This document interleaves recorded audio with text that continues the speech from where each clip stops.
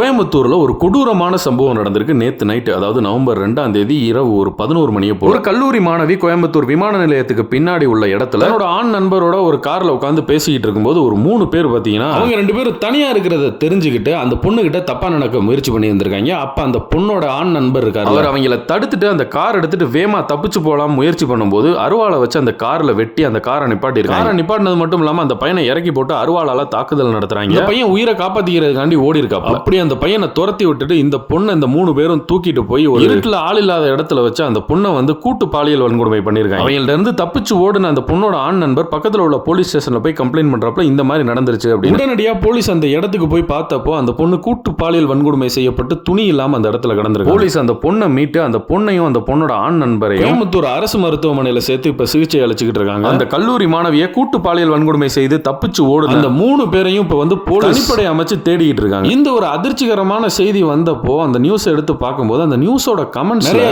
ஈன தற்குறிங்க கமெண்ட் பண்ணி வச்சிருந்தாங்க. அதாவது விக்டிம் பிளேமிங்கோட உச்சம் அப்படின்னு கூட சொல்லுவாங்க. பாதிக்கப்பட்ட பொண்ணையே எல்லாம் குறை சொல்லியிருக்காங்க. 11 மணிக்கு அந்த பயலோட அங்க என்ன பண்ண, அதுலயும் இந்த மாதிரி தற்குறி கமெண்ட்ஸ்ல உச்சம் அப்படின்னு இந்த கமெண்ட் சொல்லுவாங்க. ஹார்ட் ஹேக்கர் அப்படின்ற ஒரு ஐடியில இருந்து ஒருத்தன் கமெண்ட் பண்ணி தான் பண்ணணும், அப்பதான் எவன் கூடயும் போக மாட்டாளுங்க. குண்டா ஈனப்பேல என்னடா பேச்சு இது. அந்த பொண்ணை 3 பேர் கூட்டு பாலியல் வன்கொடுமை செஞ்சுட்டு தப்பிச்சாங்க. அவங்களுக்கும் இவனுக்கும் இவனை மாதிரி கமெண்ட் பண்ற தற்குறி நாய்களுக்கும் என்ன வித்தியாசம்? இவனை மாதிரியே பல பேர் கமெண்ட் பண்ணிருக்கேன். அது எல்லாத்தையும் எல்லாரோட மூஞ்சியும் எடுத்து போட்டு அந்த கமெண்ட்டையும் போட்டு இந்த மாதிரி கமெண்ட் பண்ணவங்கள அசிங்கப்படுத்துறதுக்குனே ஒரு வீடியோ. பாதிக்கப்பட்ட பொண்ணு சைடு நின்று அதுக்கான உரிய நடவடிக்கை எடுக்க சொல்லுவாங்களா? அதை விட்டுட்டு அந்த பொண்ணியா அங்க போச்சு, ஏன்டா என்னடா பேச்சு இது? அந்த மாதிரி கமெண்ட் பண்ண ஒவ்வொருத்தனும் அந்த பாலியல் வன்கொடுமை செஞ்சுட்டு தப்பிச்சு போனாங்க பாருங்க 3 பேர். அவங்களுக்கும் உங்களுக்கும் எந்த வித்தியாசமும் இல்லடா. அவங்க செயலா செஞ்சாங்க, நீங்க வார்த்தையில செய்யுங்க. ஆனா உங்க வீட்டு பொம்பளை ஆளுகளே உங்ககிட்ட ஜாக்கிரதையா தான்டா இருக்கணும்.